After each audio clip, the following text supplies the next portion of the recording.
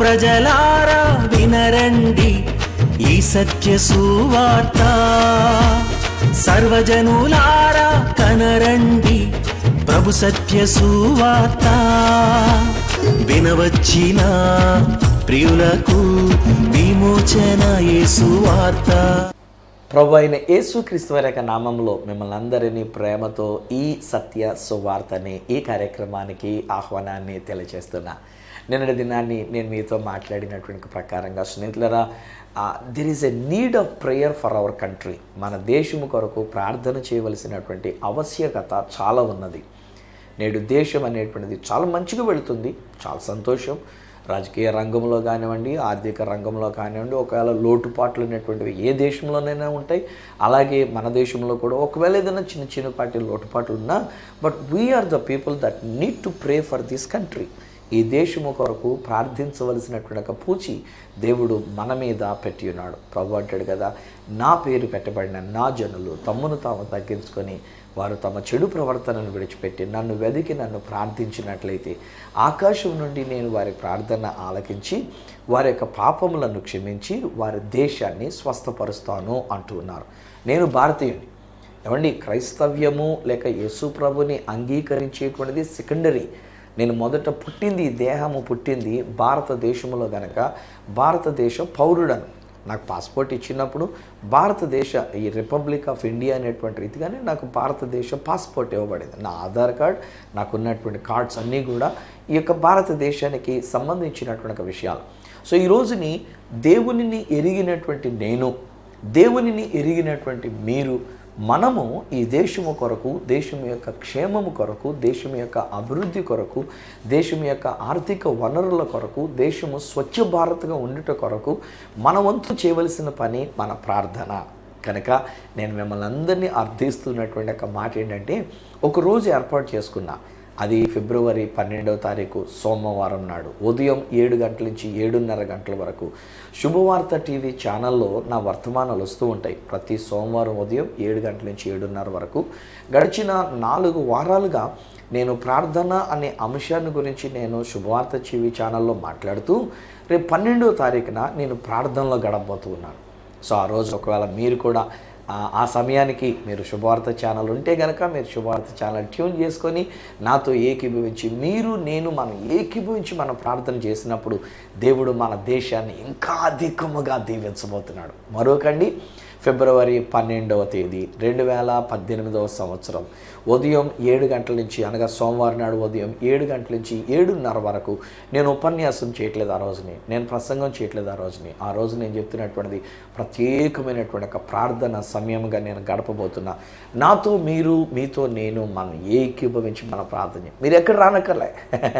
మన ప్రోగ్రాం సామర్లకోట నుంచి ఇస్తున్నానని మీరేం సామర్లకోట రానక్కర్లే, రూపాయి ఖర్చు పెట్టక్కర్లే, మీరు ఎక్కడికి కదలక్కర్లే, మీ ఇంట్లోనే మీరు ఉందరు. కానీ నేను ఇక్కడి నుంచి నేను చెప్తూ ఉంటాను. తద్వారా మీరు ఆ టీవీలో చూస్తూ ఉంటుండగా, నా ప్రార్థనలో మీరు ఏకీభవిస్తూ ఉంటుండగా, మనం అందరం కలిసి చేసే ప్రార్థన దేవుడు అద్భుతమైన కార్యాలని మన కొరకు ఆయన చేయనై ఉన్నారు. ఈరోజు దేవుని యొక్క వాక్యంలో నుండి నేను మీతో పంచుకోవడానికి గాను నిన్నటి దినాన్ని నేను మీకు చెప్పినటువంటి ఆ అంశంతోనే నేను మీతో మాట్లాడాలని ఆశపడుతున్నా. దేవుడు ప్రేమయ్య ఉన్నాడు. దేవుడు మనలను ప్రేమిస్తూ ఉన్నాడు. హే ఫ్రెండ్స్, ఈరోజు నేను మరొకసారి మీతోనే నేను సూటిగా మాట్లాడుతున్నా. God loves you so much. దేవుడు మిమ్మల్ని ఎంతగానో ప్రేమిస్తున్నాడు. నేను మొన్న మధ్యలో ఒక రోజుని ఒక మార్కాపురం ఏదో ఊరు వెళ్ళా. అక్కడికి వెళ్ళినప్పుడు నిజానికి వాళ్ళు ఎవరో నాకు తెలియదు, నన్ను పిలిచిన వాళ్ళు కూడా ఎవరో నాకు తెలియదు. 2 రోజులు మీటింగ్స్ కానీ పిలిచారు. సరే, ఇంకా వాళ్ళు ఒత్తిడి చేస్తూ ఫోన్లు చేస్తూనంటే మాట ఇచ్చాను. కానీ అక్కడికి వెళ్ళేటప్పుడు మన ఏంటో మనసు పీకితో వచ్చింది. వీళ్ళు సరిగ్గా నన్ను రిసీవ్ చేసుకుంటారో లేదో, వీళ్ళు నా వాల్యూ వీళ్ళు సరిగ్గా తెలుసుకుంటారో తెలుసుకోరో, ఏ విధంగా ఉంటారో అని చెప్పేసి నేను ఇట్లాగ ఎక్కడో మనసు చివుకుమంట వచ్చింది. అందుకే మళ్ళీ నన్ను ఫోన్ చేసి వాళ్ళు మాట్లాడుతున్నప్పుడు నేను కూడా కాస్త కటువుగానే మాట్లాడాను. మీరు నన్ను రిసీవ్ చేసుకోవాలంటే మీరు కార్ వేసుకొని రావాలి, నేను అక్కడ బస్ దిగేటసరికి మీరు ఉండాలి తప్ప నేను దిగిన తర్వాత ఫోన్ చేస్తే మీరు బయలుదేరి రావటం కాదు. ఇలాగా కొన్ని కండిషన్గా అన్నట్టుగా కొంచెం గట్టిగా మాట్లాడుతూ వచ్చాను.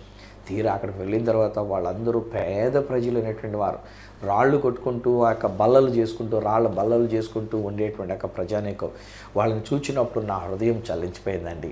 వాళ్ళని చూసినప్పుడు నేను చాలా బాధపడ్డా. అయ్యో, నేను ఏంటి ఇట్లాగా అంత కటువుగా మాట్లాడానే అని అంటూ నేను అప్పుడు ఒక మాట అన్నా, మిమ్మల్ని దేవుడు ఎంతో ప్రేమిస్తున్నాడు, నేను మిమ్మల్ని ప్రేమించినోడిని గాను, నేను ఇంత పెద్ద దైవ సేవకుడిని ఒకవేళ మీరు నన్ను పిలుచుకున్నారు కానీ నేను అసలు మిమ్మల్ని ప్రేమించిందే లేదు, నేను ఒకవేళ ప్రేమించి కనుక వండి ఉంటే మిమ్మల్ని ప్రేమించి వండి అంటే నేను అలా మాట్లాడి ఉండేవాడిని కాదనుకొని యాకోబు గారు ఆయన పేరు. సో ఆ యాకోబు అనేటువంటి ఆయన గురించి నేను మాట్లాడుతున్నాను. ఐఎమ్ రియల్లీ సారీ బ్రదర్, నేను కొంచెం కట్టుగా మాట్లాడినట్టున్నాను, గట్టిగా మాట్లాడినట్టున్నాను, నేను ఇప్పుడు చాలా బాధపడుతున్నాను అనుకొని ఆ 2 రోజులు నా ప్రసంగాల్లో నేను ఆయన గురించి చెప్తూనే వచ్చినా.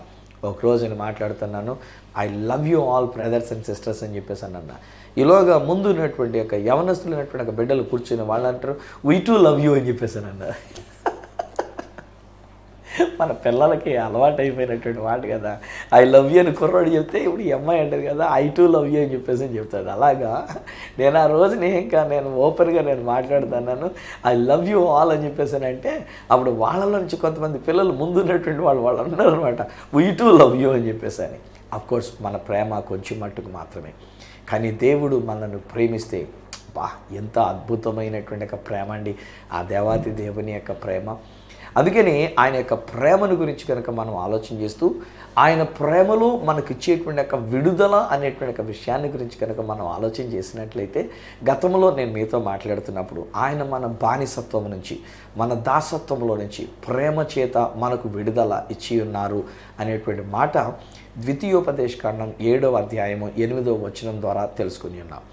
అయితే ఈరోజు నేను మీకు జ్ఞాపకం చేస్తున్నటువంటి ఒక వచనం ఏంటంటే యెషయా గ్రంథము 38వ అధ్యాయము 17వ వచనంలో ఉన్నటువంటి ఒక మాట కనుక మనం చూసినట్లయితే, మిక్కుటమైనటువంటి ఒక ఆయాసము నాకు నెమ్మది కలుగుటకు కారణమాయను, నీ ప్రేమ చేత నీవు నన్ను నాశనమనే గోతిలో నుండి విడిపించితివి అనేటువంటి మాట అక్కడ రాయబడి ఉంది. ఆ మాట రాసినటువంటి వాళ్ళు, ఆ మాట పలికినటువంటి వాళ్ళు ఎవరనంటే హిజ్కియా అనేటువంటి ఒక రాజుగారు. ఏం జరిగింది ఈ రాజుగారు ఈ మాట పలకడానికి? ఆ మాట ఆలోచన చేస్తేనండి హిజ్కియా గారికి ఒక మరణకరమైన వ్యాధి వచ్చిందండి. ఒకవేళ దాన్ని కొరుకుడు పుండు అని చెప్పేసి కూడా అంటారు.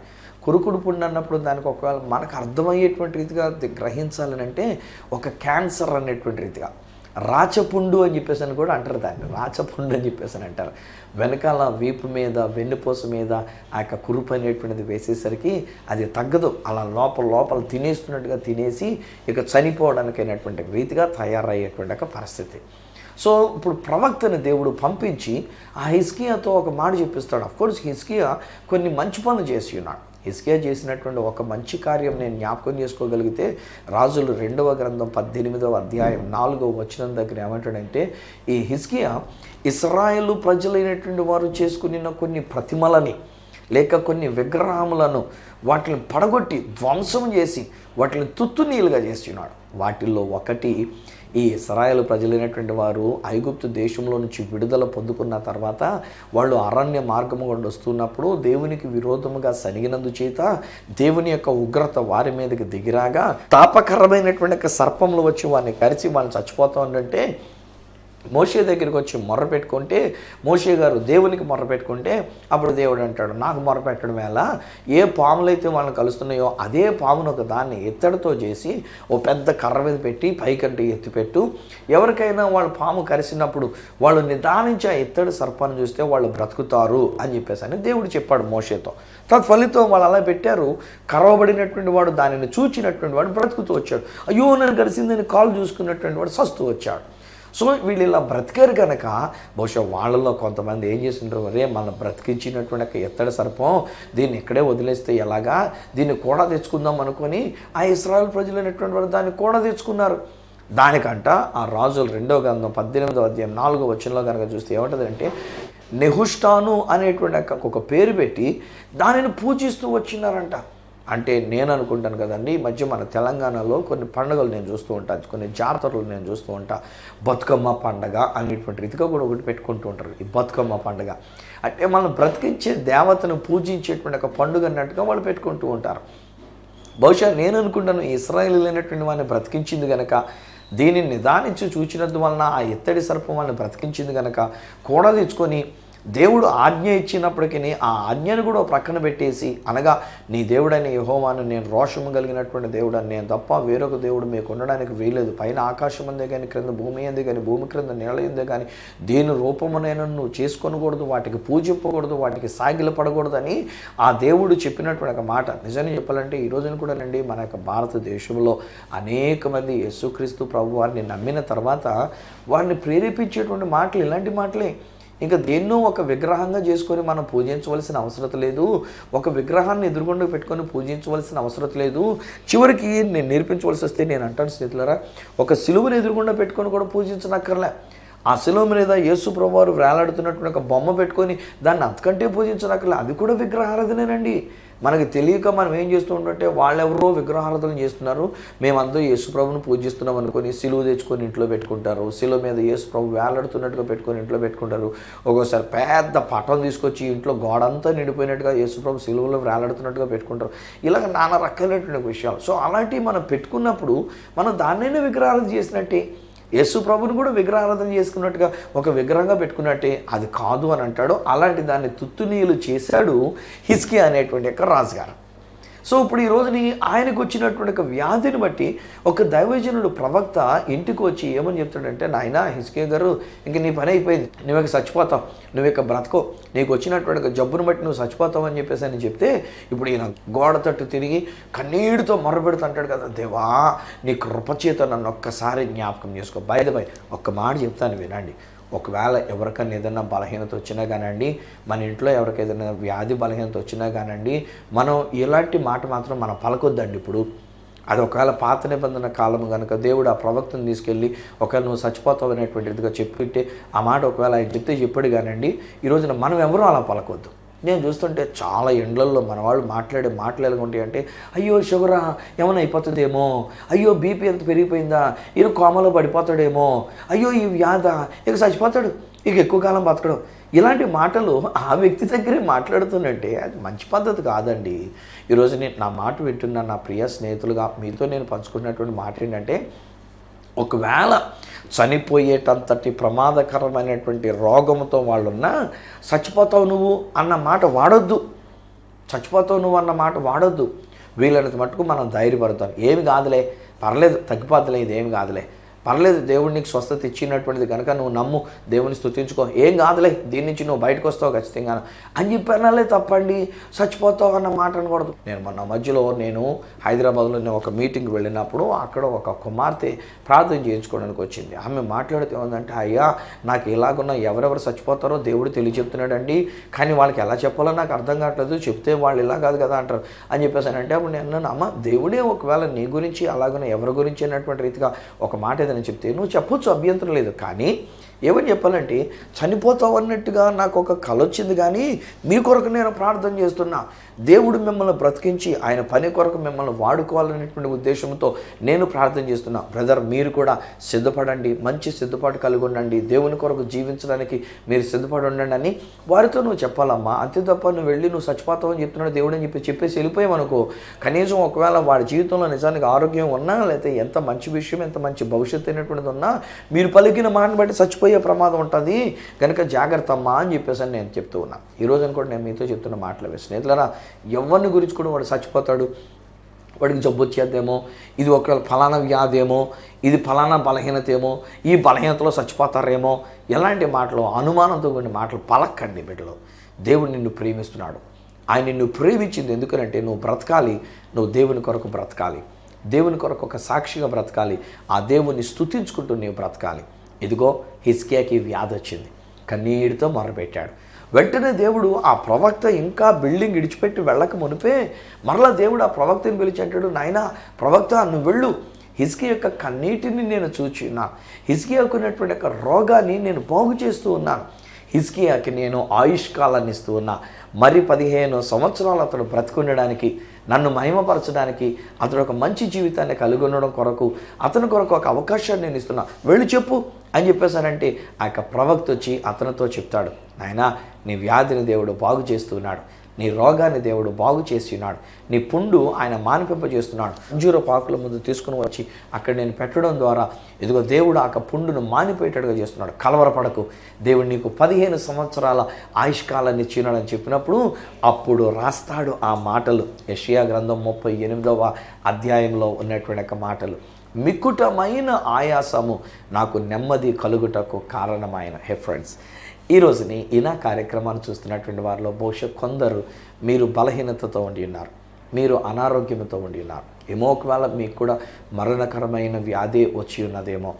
ఒకవేళ వైద్యులు మనల్ని చూచినప్పుడు వాళ్ళు చెప్పే మాటలు ఏమంటారంటే వాస్తవాలు చెప్తూ ఉంటారు. వాళ్ళు అంటారు, ట్యాబ్లెట్ వేసుకోకపోతే మీరు చచ్చిపోతారు, మీరు ట్యాబ్లెట్ వేసుకోకపోతే ఈ జబ్బు నయం కాదు, మీరు ట్యాబ్లెట్ వేసుకోకపోతే మీరే జవాబు ఇచ్చుకోవాలి, నాకు తెలియదమ్మా అని చెప్పేసి అని ఇలాగ నా డాక్టర్స్ చెప్తూ ఉంటారు. బహుశా ఒక్కొక్కసారి ఒక్కొక్క వ్యాధి మనకు అలాంటి బలహీనతను కలిగించేదే నేను కాదని, మరణకరమైనటువంటి వ్యాధిగా ఉండి ఉండవచ్చు. బహుశా ఆ వ్యాధిని బట్టి మనం మరణానికి దగ్గరవుతున్నటువంటి వారంగా ఉండి ఉండవచ్చునేమో. బహుశా అది మరణానికి ఇంక దానికి మందు అనేటువంటిది లేదు. ఫర్ ఎగ్జాంపుల్ ఈ HIV, AIDS అనేటువంటి ఇలాంటి వ్యాధి బలహీనతలు ఉన్నాయి చూడండి. సో ఇలాంటి వాటికి మందు లేకుండా అన్నట్టు అంటారు. క్యాన్సర్ కానీ, లేకపోతే TB కానీ, లేకపోతే ఇలాంటి కుష్టు వ్యాధి కానీ, ఇలాంటి అఫ్కోర్స్ కొన్ని వ్యాధులు ఇందులో నేను చెప్పినటువంటి వాటిలో కొన్ని బ్లాక్ చేసేసాము అని చెప్పేసి అని మన వాళ్ళ రిపోర్ట్స్లో చెప్తూ ఉంటారు. ఒకవేళ అది బ్లాక్ చేయబడినా లేకపోతే బ్లాక్ చేయబడకపోయినా అది ఒక వ్యక్తికి అయినటువంటి రీతిగా వచ్చినప్పుడు ఆ వ్యక్తి ఆ వ్యాధిలో ఎంత నలిగిపోతుంటాడో అది ఆ వ్యక్తికే తెలుసు. ఇప్పుడు మనం పైనుంచి మాట్లాడుతున్నప్పుడు మనం ఎన్ని మాటలైనా చెప్తాం, ఎన్ని కబుర్లైనా మనం చెప్తూ ఉంటాము. కానీ ఒక వ్యక్తి ఆ వ్యాధితో ఉన్నప్పుడు ఎంత కృంగిపోతూ ఉంటాడో, ఎంత బాధపడుతూ ఉంటాడో, ఎంత నలిగిపోతూ ఉంటాడో, ఎవరు వచ్చినా వారితో మాట్లాడకుండా ఒకవేళ మాట్లాడవలసి వస్తే వ్యాధిని గురించే మాట్లాడి వ్యాధిని గురించే కన్నీరు పెట్టుకొని ఎంత దుఃఖంలో ఉంటారు కదా. ఈరోజు నేను చూడగలుగుతున్నా, బహుశా మీలో కూడా కొంతమంది మనసు మీదనే ఉండి ఉన్నారు. ఈరోజు ఈ నా కార్యక్రమాన్ని చూస్తున్న మీలో కొంతమంది లేవలేని స్థితిలో ఉండి ఉన్నారు. ఒకవేళ అది పెరాలసిస్ కావచ్చు, లేకపోతే ఒకవేళ అది మీ యొక్క అవయవ లోపము కావచ్చు, ఒకవేళ షుగర్ వ్యాధి వలన ఒక కాలు తీసివేసి, లేకపోతే షుగర్ వ్యాధి వలన ఒక పాదం పాడైపోయి, షుగర్ వ్యాధి వలన లేచి నిలబడలేనటువంటి ఒక స్థితిలో ఉండినటువంటి రీతిగా ఏమో ఒకవేళ 2 కాళ్ళు తీసివేయబడినటువంటి ఒక పరిస్థితుల్లో ఒకవేళ ఉండి ఉన్నారేమో. ఇది నేను మీతో మాట్లాడగలిగినటువంటి మాట. అఫ్కోర్స్ తీసివేయబడిన కాళ్ళు మరలా పెడతారనేటువంటి రీతిగా నేను చెప్పలేకపోయినా ఒకటి నేను చెప్తా, దేవుడు మీకు అనుగ్రహించవలసినటువంటి ఒక ఆరోగ్యాన్ని, స్వస్థతను ఆయన ఇవ్వగలడు, ఆయన ఇచ్చి ఉన్నాడు అనేటువంటి ఒక మాట. ఇది నేను తెలియజెప్తున్నా. ఎందుకొరకనంటే ఆనాడు హిజ్కియాకి ప్రవక్త ద్వారా చెప్పించారు. కానీ ఈనాడు మన విషయంలో మనం ఆలోచన చేసినట్లయితే దేవుని యొక్క వాక్యం చెప్తున్నటువంటి ఒక మాట, పేతురు రాసినటువంటి ఒక మొదటి పత్రిక 2వ అధ్యాయము 24వ వచనం చివరి భాగంలో, యెషయా గ్రంథంలో నుంచి 53వ అధ్యాయం 4-5 వచనాల దగ్గర ఉన్నటువంటి ఒక మాటలు కనుక మనం చూసినట్లయితే, ఆయన పొందిన గాయముల చేత మనకు స్వస్థత కలిగినది, మనము స్వస్థత పొందితిమి. ఇది బైబిల్ వ్రాయబడినటువంటి మాట. నేను చెప్పాను కదండి, ఈవెన్ నిన్నటి దినాన్ని కూడా నేను మీతో మాట్లాడుతున్నప్పుడు ఏమని చెప్పాను, దేవుని యొక్క వాక్యములో దేవుడు చెప్పేటువంటి ఒక విషయాలన్నీ కూడా పాస్ట్ టెన్స్లో ఉంటాయి, గడిచిపోయిన కాలం అనేటువంటి రీతిగా ఉంటూ ఉంటాయి. మనం మామూలుగా మాట్లాడే మాటలు, పొలిటికల్గా మాట్లాడేటువంటి మాటలన్నీ భవిష్యత్ కాలానికి సంబంధించిన రీతిగా ఉంటూ ఉంటాయి. చేస్తాడు దేవుడు, స్వస్థపరుస్తాడు దేవుడు, మీకు ఆరోగ్యాన్ని ఇస్తాడు దేవుడు, దేవుడు మిమ్మల్ని లేవనెత్తుతాడు, ఇవన్నీ బిబ్లికల్ వర్డ్స్ కాదు. ఇవన్నీ ఏంటంటే ఒక పొలిటికల్ టైప్లో మాట్లాడే ఇహలోక సంబంధమైనటువంటి మాట, చేస్తాడు అనేటువంటి మాట. కానీ నా బైబిల్ చెప్తున్న మాట ఏంటంటే, ఆయన మనకి స్వస్థత ఇచ్చేశారు. 2000 సంవత్సరాల క్రితమే నా యేసయ్య సిలువలో ఆయన నలగొట్టబడి ఉన్నారు. 2000 సంవత్సరాల క్రితం నా కొరకు, నా ఆరోగ్యము కొరకు ఆయన సిలువలో గాయాలను పొందుకొని ఉన్నారు. అఫ్కోర్స్ ఈరోజు కూడానండి, ఒకవేళ నేను 58 సంవత్సరాలుగా ఉండినటువంటి వానిగా, 58 సంవత్సరాలు నిండుతున్న వానిగా, ఈరోజు నా జీవితంలో నాకు షుగర్ అని అంటారు డాక్టర్స్, నాకు BP ఉందని అంటారు డాక్టర్స్. మొన్న మధ్యలో మా యొక్క కుమారుడు, మా ఆత్మీయ కుమారుడుగా నా సంఘ బిడ్డడుగా ఉండేటువంటి ఆయన డాక్టర్ పని చేస్తూ ఆయన ఈ BP చూసేటువంటి ఒక మిషన్ కొనుక్కొని తెచ్చుకొని ఉన్నాడు. నేను ప్రార్థన చేయాలని చెప్పేసి అని వచ్చి ప్రార్థన చేసిన తర్వాత, మీకే ఒకసారి BP చూస్తారని చెప్పేసి నాకు చేయి తీసుకొని BP కొరకు అనేటువంటి రీతిగా నా చేతికి టెస్ట్ చేశాడు. ఇలాగా ముఖం మాడిపోయింది. కుర్రోడు చాలా కంగారు పడిపోతూ ఉన్నాడు.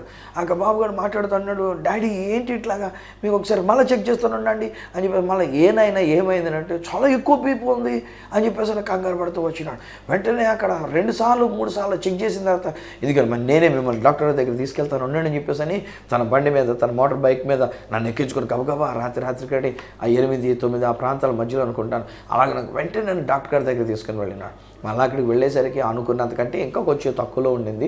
ఆయన కూడా మాట్లాడుతూ పర్లేదులేండి, ఒక్కొక్కసారి సడన్గా అట్లాగా రైజ్ అయ్యేటువంటి ఆ పరిస్థితులు ఉంటూ ఉంటాయి, ఏం కావాలండి. మా డాక్టర్ గారు ఆయన నిజానికి క్రైస్తవుడు కాదండో. సామర్లకోటలో మేము దాదాపు 1984 నుంచి అనుకుంటండి, నాకు సామర్లకోటకు వచ్చినప్పటి నుంచి కూడా ఆ డాక్టర్ గారే.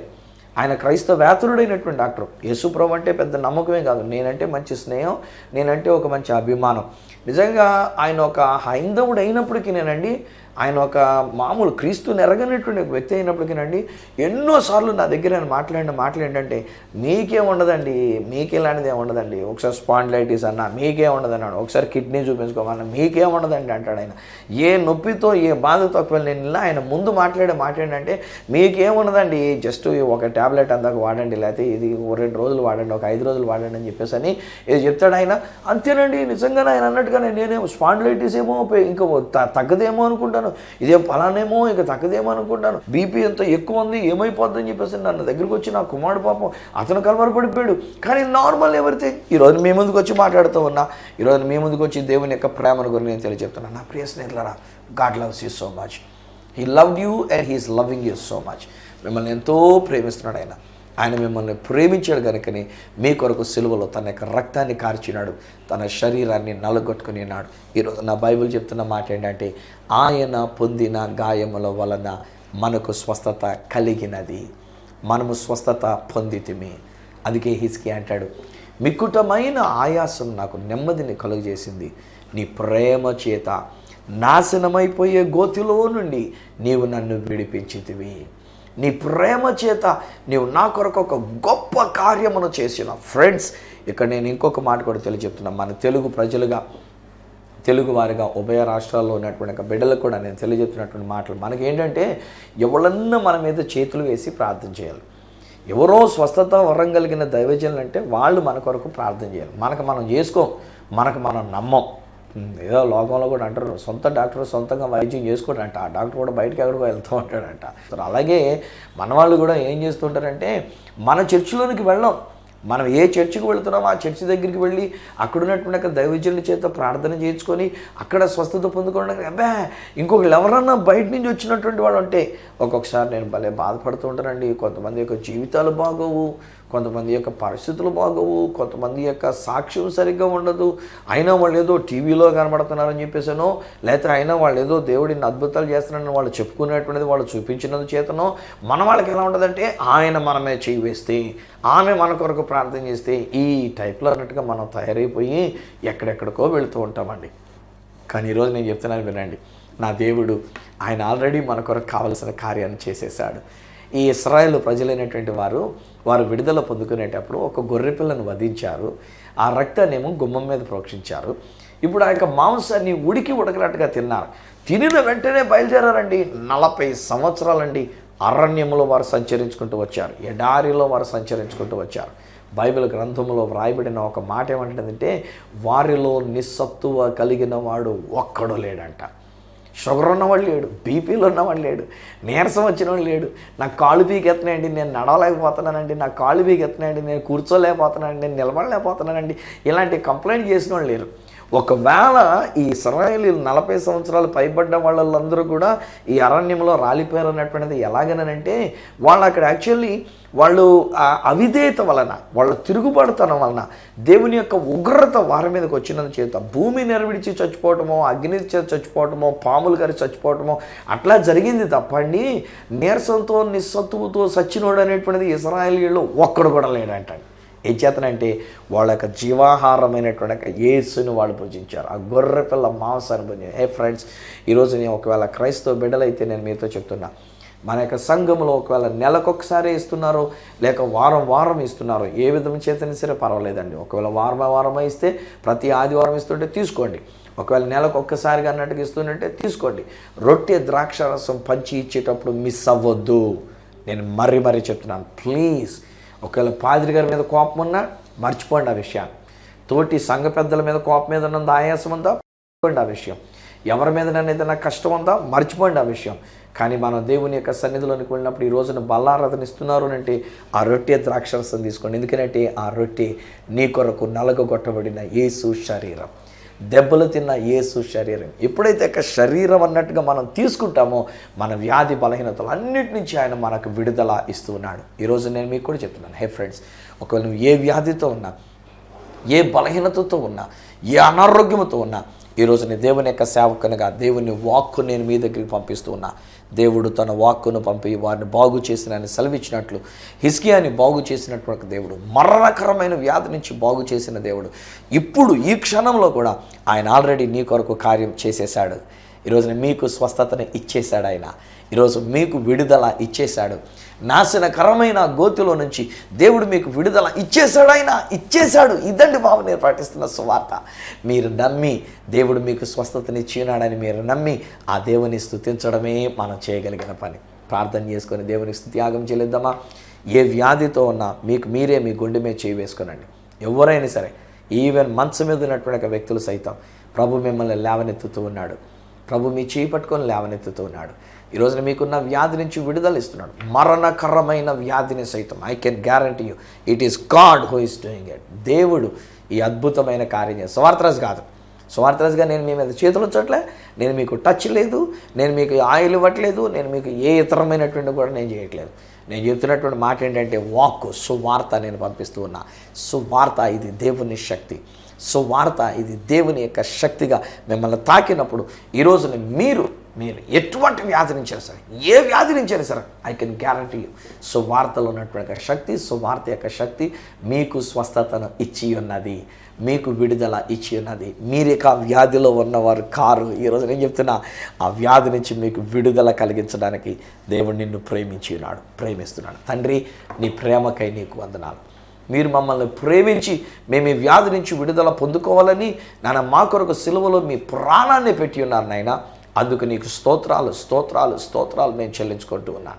నాజరుడైన యేసు నామములో ఈ కుటుంబానికి స్వస్థత కలుగునుగాక. యేసు నామములో యజమానికి స్వస్థత కలుగునుగాక. నాజరుడైన యేసు నామములో వ్యాధి నుంచి వారు లేవనెత్తబడుదురుగాక. నాజరుడైన యేసు నామములో ఆ మంచం నుంచి వారు లేపబడుదురుగాక. యేసు నామములో నేను ప్రకటిస్తున్నా. ఆనాడు హిజ్కియా సజీవుడై బ్రతికి నాశనకరమైన గోతిలో నుంచి దేవుడు నన్ను విడిపించాడని సాక్ష్యం ఇచ్చిన రీతిగా సజీవులే కదా నిన్ను స్తుతించదని నిన్ను స్తుతించినటువంటి ప్రకారంగా ఈని దేని కుమార్తె ఈ కుటుంబంలో కూడా నీవిచ్చిన స్వస్థత ద్వారా వారు సజీవులై నిన్ను స్తుతించాలి. అనేక మందికి సాక్షులుగా వారు ఉండాలి. యేసు నామములో నేను ప్రకటిస్తున్నా. స్వస్థత ఇచ్చినందుకు నీకు వందనాలు. మీరు మమ్మల్ని ప్రేమించి మా కొరకు 2000 సంవత్సరాల క్రితమే శరీరాన్ని నలగొట్టుకుని ఉన్నారు నాయన. మీరు పొందిన గాయాల చేత మాకు స్వస్థత కలిగినది. We receive it daddy. నా మటుకు నేను తీసుకున్నాను. నేను ఇచ్చిన ఆరోగ్యం తీసుకున్నా, శక్తిని బలాన్ని నేను తీసుకుంటున్నా. అలాగే వీరికి కూడా నేను విడుదల చేస్తున్నాను. నీ యొక్క స్వస్థత వీరి మీదకి దిగి వచ్చినందుకు నీకు స్తోత్రాలు చెల్లిస్తూ యేసు నామమున ప్రార్థించి పొంది నాము తండ్రి, ఆమేన్. తండ్రి, కుమార, పరిశుద్ధాత్మలను దేవదేవుని దీవెన, ఆశీర్వాదం, ఆరోగ్యం ఆయన బిడ్డలుగా మీకును మీ కుటుంబానికి అంతటికి తోడయుండి మిమ్మల్ని స్వస్థపరచి నడిపించును గాక. ఆమేన్.